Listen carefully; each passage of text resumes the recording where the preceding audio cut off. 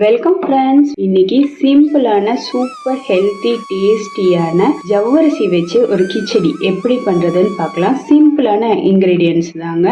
இது இல்லை அது இல்லைன்னு எதுவும் கிடையாது. சிம்பிளான ரொம்ப ரொம்ப சிம்பிளான இன்கிரீடியன்ஸ் வச்சு சூப்பர் டெலிஷியஸான ஜவ்வரிசி கிச்சடி எப்படி பண்றதுன்னு பார்க்கலாங்க.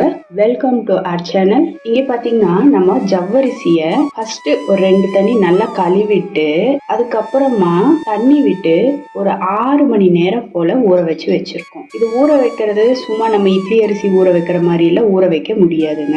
இப்ப இது 1 கப் ஜவ்வரிசி. இது பாத்தீங்கன்னா நைலான் ஜவ்வரிசி கிடையாது, இது மாவு ஜவ்வரிசி. பாருங்க இந்த அளவுக்கு சாஃப்டா நல்லா ஊறி இருக்கு. இது 6 மணி நேரம் ஊற வைக்கணுமா அப்படின்னா கண்டிப்பா 6 மணி நேரம் ஆகுங்க. நைட்டே ஊற வச்சுட்டீங்க அப்படின்னா நம்ம காலையில செய்யறதுக்கு கரெக்டா இருக்கும். இல்ல நீங்க காலை நேரம் போல செய்தீங்கன்னா ஈவினிங் டைம்ல இது செய்யறதுக்கு கரெக்டா இருக்கும். இப்போ இந்த ஜவ்வரிசியை ஊற வைக்கிறது எப்படின்னு பார்க்கலாம். இப்போ 1 கப் அளவுக்கு ஜவ்வரிசி எடுத்தீங்க அப்படின்னா தண்ணியில நல்லா கழுவிடுங்க.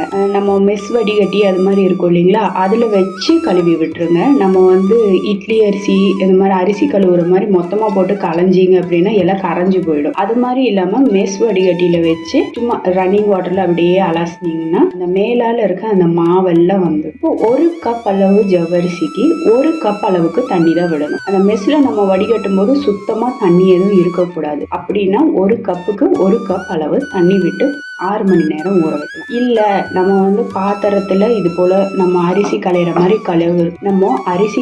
மாதிரி கழுவி ஊற வைக்கிறோம் அப்படின்னா 1 கப்புக்கு 3/4 கப்பு தண்ணி விட்டா போதும். ஏன்னா அடியில கொஞ்சம் தண்ணி நிற்கும் இல்லைங்களா, கொஞ்சம் 1 ஸ்பூன் அளவு இருந்தா கூட உங்களுக்கு பெருசா அப்படின்னு யோசிக்காதீங்க. அதுவும் கீழே கொஞ்சமா நமக்கு குழஞ்ச மாதிரி ஆயிடும். அதனாலதான் நம்ம சொன்னது. மெஸ்ல வச்சு வடிகட்டினீங்கன்னா 1 கப்பு ஜவ்வரிசிக்கு 1 கப் அளவுக்கு தண்ணி கூட சேர்த்திட வேணாம். குறைய இருந்தாலும் தப்பு கிடையாது. அடுத்ததா இங்க நம்ம உருளைக்கிழங்கு வேக வச்சு வச்சிருக்கோங்க. பாத்தீங்கன்னா 3/4 பதம் தான் வேக வச்சு வச்சிருக்கோம். நல்லா குழைவால வேக வைக்க கிடையாது. வேக வச்சுட்டு இது போல கியூப் போல கட் பண்ணி வச்சிருக்கோம். அடுத்ததா வேர்க்கடலை பாத்தீங்கன்னா இங்க நம்ம ஒரு 1/4 கப் அளவுக்கு எடுத்திருக்கோங்க. 1/4 கப்ல இருந்து 1 ஸ்பூன் அதிகமா எடுத்திருக்கோம். 1/2 கப் ஜவ்வரிசி எடுத்தீங்கன்னா ஒரு 1/2 கப் போல நீங்க வேர்க்கடலை எடுக்க வேண்டியது இருக்கும். இது வறுத்த வேர்க்கடலை. இதை பாத்தீங்கன்னா நம்ம 1-2 நுணுக்கி வச்சிருக்கோம். அம்மியில வச்சு நுணுக்கி இருக்கோம்.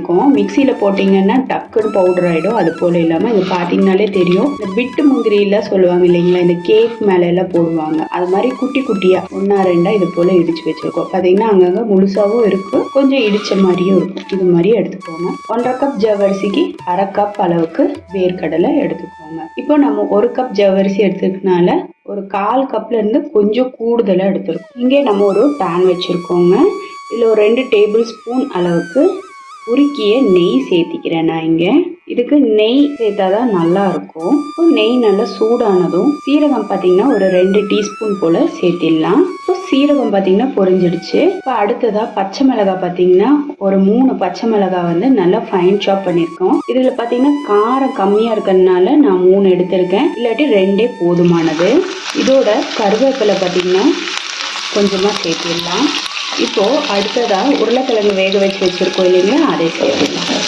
இப்போ இந்த உருளைக்கிழங்கை எண்ணெயிலேயே ஒரு 2 நிமிஷம் போல நம்ம இது போல வதக்கி கொடுக்கலாம். அந்த எட்ஜெல்லாம் பார்த்தீங்கன்னா லைட்டாக கிறிஸ்பாகிற மாதிரி இருக்கட்டும். இதை வேக வைக்காம பச்சையாக கூட நீங்கள் பொடியாக கட் பண்ணி இது போல வறுக்கலாம். அதுக்கு வேகிறதுக்கு கொஞ்சம் டைம் பிடிக்கும். இது பார்த்தீங்கன்னா ஈஸியாக இருக்கும் நம்ம வெந்த உருளைக்கிழங்கு சேர்க்கும் போது. இப்போ இந்த உருளைக்கிழங்குல உப்பு பிடிக்கிறதுக்காக கொஞ்சமாக ஒரு சிட்டிக்கு அளவுக்கு மட்டும் நான் உப்பு சேர்த்திக்கிறேன், அதிகமாக சேர்க்க கிடையாது. இப்போ இந்த உருளைக்கிழங்கு இந்த நெய்லேயே நம்ம நல்லா வதக்கி விட்டுடலாம். இந்த உருளைக்கிழங்கு சீரகம் பச்சை மிளகாவோட இந்த நெய்யில் வதக்கும் போது உங்களுக்கு பார்த்தீங்கன்னா மனம் அந்த அளவுக்கு சூப்பராக இருக்கும். உங்களுக்கு அந்த எட்ஜெல்லாம் பார்த்தீங்கன்னா லைட்டாக கிறிஸ்பாகிற மாதிரி அந்த கலர் சேஞ்ச் ஆனால் போதும். நம்ம 1/2 கப் ஜவ்வரிசிக்கு பார்த்தீங்கன்னா ஒரு 2 உருளைக்கிழங்கு எடுத்தால் போதுமானது. நான் இப்போ பார்த்தீங்கன்னா ஹை ஃப்ளேமில் வச்சு தான் இந்த உருளைக்கிழங்கை வதக்கிட்டு இருக்கேங்க. நம்ம உருளைக்கிழங்கை பார்த்தீங்கன்னா வெறுமனே இது போல் செய்தால் கூட நமக்கு சாம்பார் சாதத்தோடல வச்சு சாப்பிட்றதுக்கு ரொம்பவே சூப்பராக இருக்குங்க. இது மேலே லைட்டாக இந்த பச்சை மிளகாய்க்கு பதிலாக சில்லி ஃப்ளேக்ஸு அது மாதிரி தூவினா கூட நமக்கு ரொம்பவே சூப்பராக இருக்கும். இப்போ பார்த்தீங்கன்னா அந்த எட்ஜெல்லாம் நல்லா கொஞ்சம் மொறுன்னு வந்திருக்கு. பார்த்தீங்கன்னாலே தெரியும். இருங்க காட்டுறேன் பாருங்கள். அந்த எட்ஜெல்லாம் கொஞ்சம் அப்படியே மொறுன்னு மாதிரி ரெடி ஆயிருக்கு. நம்ம ஓவராக உருளைக்கிழங்கு வேக வச்சிட்டோம்னா நமக்கு என்ன ஆகும்னா கரைஞ்சிடும். அந்த எட்ஜெல்லாம் பார்த்திங்கன்னா ஷார்ப்பாக இல்லாமல் கரைஞ்சிடும். அதனால ஒரு 3/4 பதம் போல் வேக வச்சிட்டோம்னா இப்போ இது போல் நெய்யில் வதக்கும் போது மீதி வெந்துடும். நமக்கு ஷேப்பும் நல்லாயிருக்கும், சாப்பிட்றதுக்கும் நல்லாயிருக்கும். நமக்கு லைட்டாக ஃப்ரெஞ்ச் ஃப்ரைஸ் ஆட்ட நல்லாயிருக்கும். இப்போ நம்ம ஃப்ளேமை சிம் பண்ணிக்கலாம். அடுத்ததாக நம்ம இந்த இடித்து வச்சுருக்கோம் இல்லைங்களா இந்த வேர்க்கடலை, அதை சேர்த்துக்கலாம். இது பார்த்திங்கன்னா பச்சை வேர்க்கடலை கிடையாது, வறுத்த வேர்க்கடலை தான். ரொம்பவும் பொடியாயிட்டா நமக்கு நல்லா இருக்காதுன்னா அந்த ஜவ்வரிசியோடு ஒட்டிக்கும். ஆனால் இது போல் செய்யும்போது நமக்கு லைட்டாக ஒரு க்ரன்ச்சி ஃபீலிங்காக இருக்கும் சாப்பிட்றதுக்கு. அதுக்காக இது போல் 1-2 இடித்து வச்சுருக்கோம். அம்மி மேலே வச்சு லைட்டாக ஒரு நகுத்துனீங்கனாலே போதும். இப்போ பார்த்திங்கன்னா நமக்கு இந்த வேர்க்கடலெல்லாம் நல்லா வறுபட்டுருச்சு. இதுக்கு மேலே விட்டோம்னா நமக்கு கருத்து போயிடும். அதனால உருளைக்கிழங்கு பாருங்கள், இந்த அளவுக்கு பாருங்கள், லைட்டாக அந்த எட்ஜில் எல்லாம் கோல்டு கலரில் இருக்குது. பாருங்கள், லைட்டாக எட்ஜில் எல்லாம் கோல்டு கலரில் இருக்குது. இப்போ இந்த உருளைக்கிழங்கு கரெக்டான கன்சிஸ்டன்சியில் இருக்குது. இப்போ நம்ம ஊற வச்சுருக்க இந்த ஜவ்வரிசியை சேர்த்து நல்லா கலந்துருக்கு. இப்போ இந்த ஜவ்வரிசிக்கு தேவையான அளவு உப்பு சேர்த்திடலாங்க. கூடவே ஒரு சிட்டிகை அளவுக்கு நம்ம சர்க்கரை சேர்த்துக்கலாம். சேர்த்திட்டு ஹை ஃப்ளேமில் ஒரு 2 நிமிஷம் போல் இது போல் கலந்து விடலாம். ஸோ ஹை ஃப்ளேமில் தாங்க வச்சுருக்கேன். ஹை ஃப்ளேமில் வச்சு ஒரு 2 நிமிஷம் போல் இது போல் கலந்து விட்டுடலாம். உங்களுக்கு மஞ்சள் பொடி வேணும்னா மஞ்சள் பொடி கூட சேர்த்திக்கோங்க, கலராக நல்லா தான் இருக்கும். ஹை ஃப்ளேமில் வச்சு வதக்கும் போது இந்த ஜவ்வரிசியில் பார்த்திங்கன்னா நிறம் மாற ஆரம்பிச்சிடுச்சு. இது பார்த்திங்கன்னா நமக்கு ஸ்டிக்கியெல்லாம் இருக்காதுங்க, நல்ல பொலன்னு வரும், ரொம்பவே சூப்பராக இருக்கும். ஸோ ஹை ஃப்ளேமில் வச்சு நம்ம வதக்கும் போது பார்த்திங்கனாலே தெரியும் இந்த ஜவ்வரிசியில் பாருங்கள் நல்ல நிறம் மாறிடுச்சு. நல்லா திருப்பி விட்டுட்டு ஸோ 2 நிமிஷம் கழித்து இதை அப்படியே செட் பண்ணி இதை லிட் போட்டு க்ளோஸ் பண்ணிடலாம். இப்போ ஃப்ளேமை நல்லா சிம் பண்ணி ஒரு 2 நிமிஷம் போல் வச்சிடலாம்.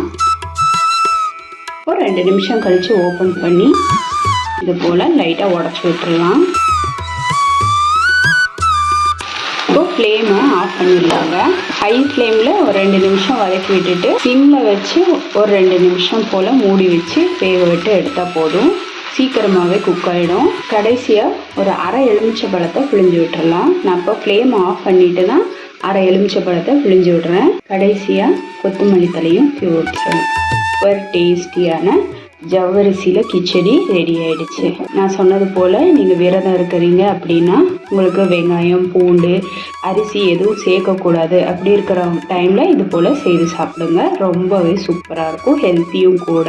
பொதுவாக ஜவ்வரிசிங்கிறது மரவள்ளி கிழங்குல செய்கிறதா நான் கேள்விப்பட்டிருக்கேன். எனக்கு கரெக்டாக தெரியல, கேள்விப்பட்டதை தான் நான் சொல்கிறேன். உங்கள் வீட்லேயும் ட்ரை பண்ணி பாருங்கள். இந்த வீடியோவை இது வரைக்கும் பொறுமையாக பார்த்ததுக்கு ரொம்ப நன்றி ஃப்ரெண்ட்ஸ். தேங்க்யூ.